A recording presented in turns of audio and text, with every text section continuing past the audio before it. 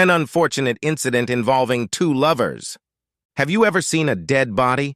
I don't mean in a funeral home, beautifully arranged in a casket.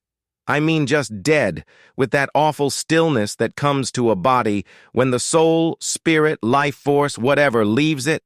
I'm a police officer, I live in a small town, and I've never even investigated a murder, let alone seen a murder victim. But I have seen many corpses, fresh corpses if you will, killed by accidents, simply because they got too old, although doctors never call it that, several times by suicide. These suicides were probably the worst bodies you could ever see.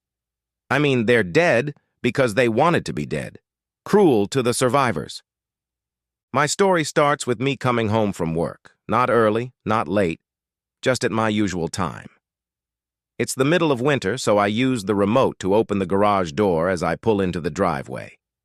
My wife's car is there in its usual spot, no other people's car in the garage or driveway. I parked on my usual side of the garage. There is a lot of usual going on here. I walked into the house from the garage, no premonitions, no worries, just a normal homecoming after work. Walking into the kitchen, I called out, "Janie, I'm home." No answer. The beginnings of worry, not much worry yet, just a "I wonder where she is" type worry. I walked through the kitchen into the hallway. No Janie. No sounds at all. I started up the stairs to the bedroom level, still no noise. My anxiety was getting more and more serious. Almost at the very top of the stairs, the anxiety intensified. A premonition appeared. Something bad was happening. I actually pulled out my service weapon, for the first time in years. Our bedroom door was closed. I took a breath in and partially exhaled to deal with the stress. I turned the doorknob and pushed the door open with my gun, and stopped. I immediately thought of crime. But as I stood there and analyzed what I saw, I realized it was probably worse than a crime. My wife was lying in our bed with that awful immobility that characterizes a dead body. I could have tried to run up to her and put my arms around her and shake her, and maybe discover that she wasn't really dead, that she was just sleeping or maybe unconscious. But next to her, with the same stillness, lay a man. I didn't go to the bed. I went to the windows and opened both of them as wide as I could, even in midwinter weather. Then I turned off the propane heater, which my wife had probably turned on to keep them warm while they did what they did. I did touch my wife's carotid artery, just to make sure, no pulse. I didn't touch the man. Didn't go to the other side of the bed.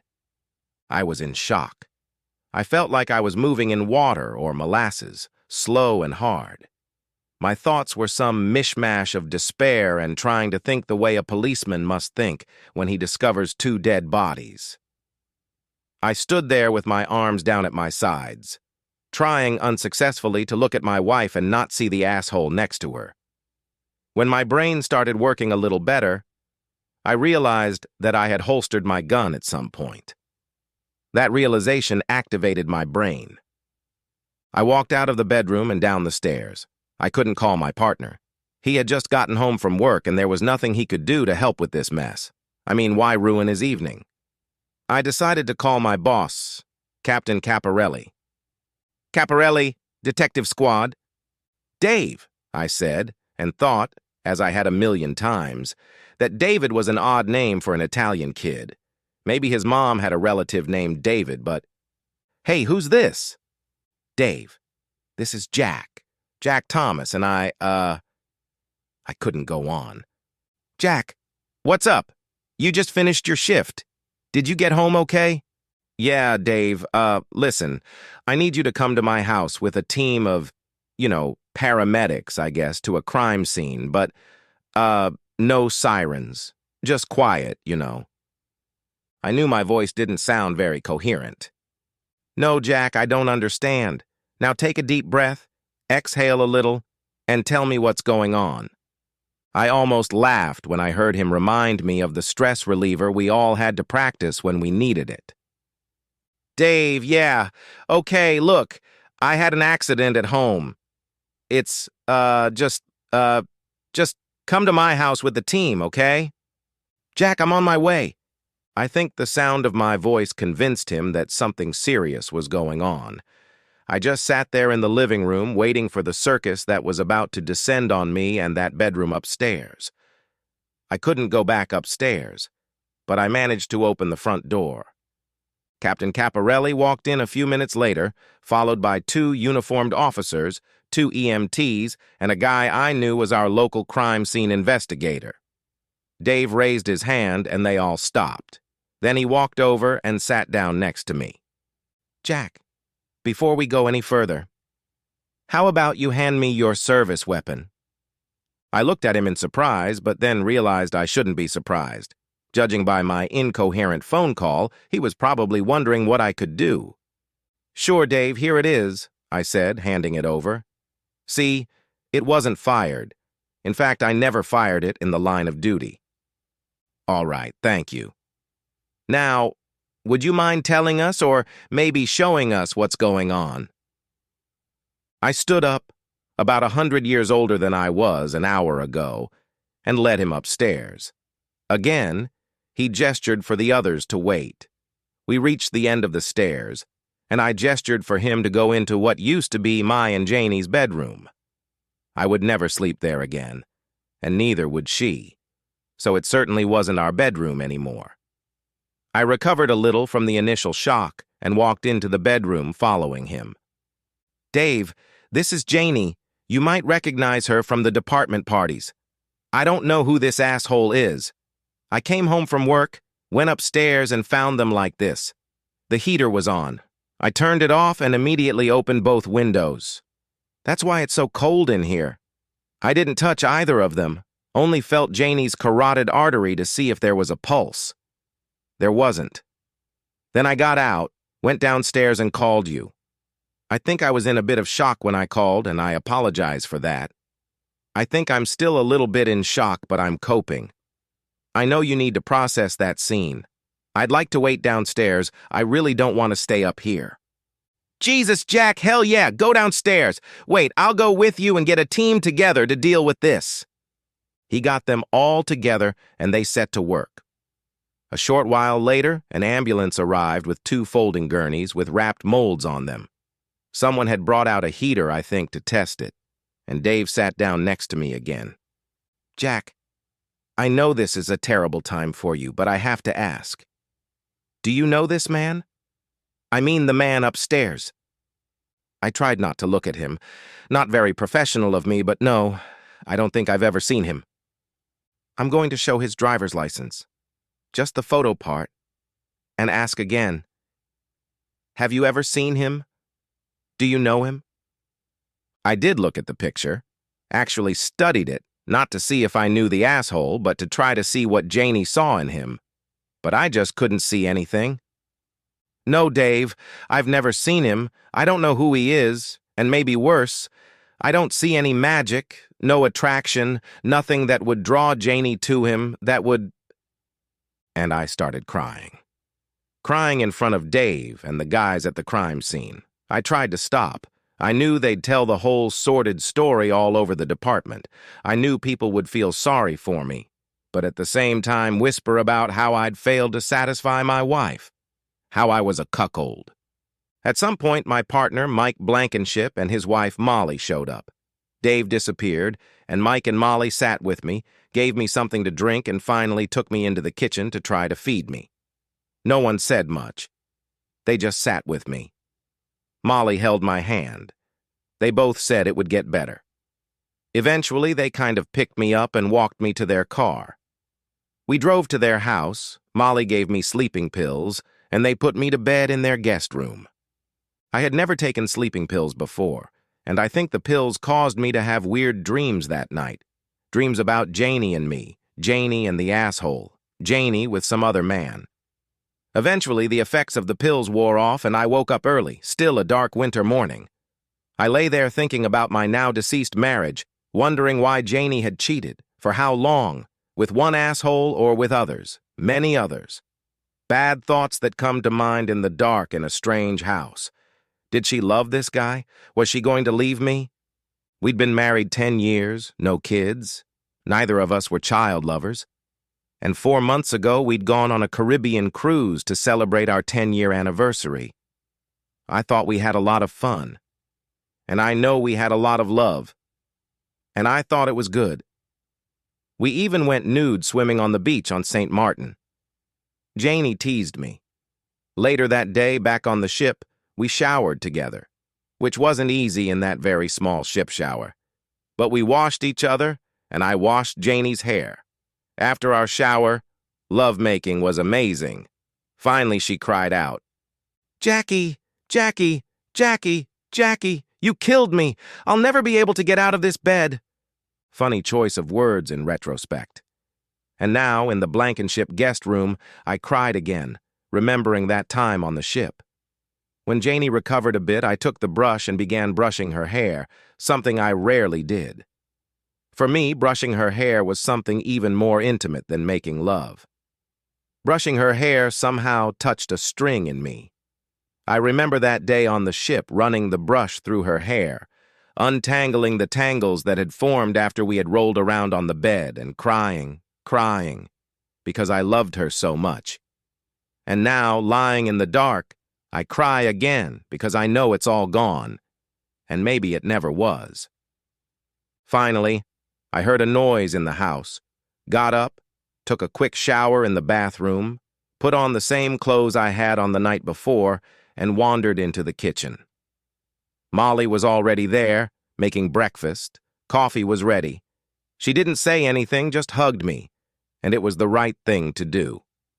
The feel of a woman's warm body, her arms around me, the smell of her hair, gave me more comfort that morning than any words could. We stood like that for a minute or so, and then she gently pushed me away. "Have some coffee, Jack, and some breakfast.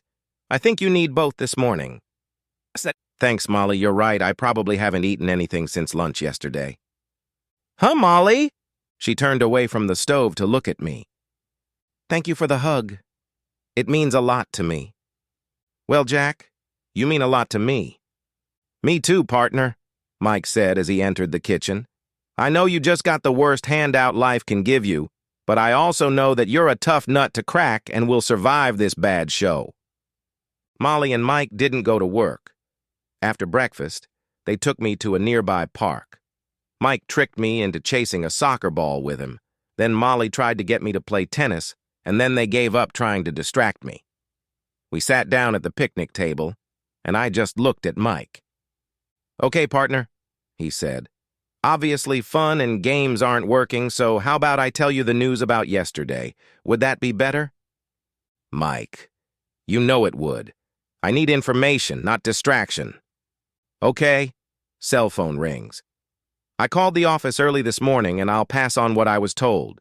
The guy's name was, James Johnson. He was an executive at a lumber export company. Wife is a housewife who takes care of their 2 kids, 10 and 8 years old. She got hysterical last night when Robert O'Toole, you know Robert, right?" I nodded. "Robert O'Toole was our best cop in death notification work. Well, he and the pastor went to their house to give her the news, just the notice and the news of the cause of death, and she got hysterical. I think eventually she came to her senses a little bit. Her parents came in, and O'Toole and the pastor left. That's when things must have gotten really interesting. The TV news was already running a story about a malfunctioning propane tank and 2 people, not married to each other, dying of carbon monoxide poisoning. Mrs. Johnson must have seen this because she went a little crazy. She started leaving her husband, well, her late husband at that point. Anyway, she started throwing his stuff out on the front lawn, and about that time his parents showed up, I guess unaware of the story on TV. She attacks them, I think, for what a nasty son they raised. One of them calls 911 and a patrol car pulls up. Then the landlady really freaks out. She grabs a knife from somewhere and tries to stab one of the responding cops, who turns out to be a woman. The police officers who arrive must have been unaware of the earlier event because one of the 2 patrolmen hits her with a stun gun. This causes her parents to get into a fight and more cops are called in, and of course the TV van shows up. Eventually enough superiors arrive to calm everyone down. No one goes to jail, and I understand that everyone apologizes. My goodness, this is a bad show. I had no idea what kind of bad show you were talking about. Yeah. The captain asked me to keep you out of the office for a few days until he calls and says you can come back. You and I are both on full pay now, so that's good. He said it might be good for you to get away, maybe for a week, like somewhere warm, maybe a cruise. Yeah, right now I feel like I'm on a cruise. Well, I think he thinks it might help you to be away from this show, give you some time to recover from what your wife did, you know? Mike and Molly, you guys are great friends, and I know you and Caparelli are doing well, but I need to stay here. I can't make sense of what happened if I'm somewhere far away on a cruise ship. Besides, I couldn't tell them about my last cruise with Janie and how I cried about it last night. I'll call Caparelli tomorrow and tell him I plan to stay here, figure things out, and get back to work when I'm ready. And that's what I've done. I got a temporary apartment. I mean, I just couldn't live in that house anymore. I tried to sell it, but the realtor, a buddy's wife, told me the house wasn't selling well when the event happened there. She suggested I rent it out for a while and then she could sell it when the story became old news. I ended up renting it to a young couple who had decent jobs but no money for a down payment. Maybe they can be my buyers in the future. The coroner's hearing was exactly 1 month after the 2 deaths. I had to testify along with Caparelli and the other guys who were there that day. The verdict was indeed in. Accidental death from carbon monoxide poisoning due to a faulty propane gas heater. It turned out that the heater had been recalled because it was defective and the manufacturer had declared bankruptcy, I guess because of the number of deaths attributed to the heater. Janie and I missed the recall notice and never thought about the dangers of using the heater. Because of the bankruptcy, any claims I could have made against the heater manufacturer were useless. But I got some good news from our insurance coverage department. The department covered all employees with a $500,000 life insurance policy and withheld $12 monthly per pay period for the same coverage for our wives. And plus, there was a double indemnity for accidental death. That meant I received $1 million tax-free. I never learned anything about the affair between Janie and the asshole. How long it lasted, how they met, how it started, how they felt about each other. That last unknown was the worst part for me. What did they feel for each other, and what would it mean for their spouses? From the rumors, the asshole's widow was a real fool, trying to blame everyone but her husband for what happened. Maybe he wanted to leave his wife and was trying to get Janie to leave me. Or maybe Janie and the asshole had already decided to leave their spouses and run away together. Or maybe they were just love-making buddies. Or who knows? This is going to haunt me for a long, long time. For now, I just go to work and hope for a better future. The end!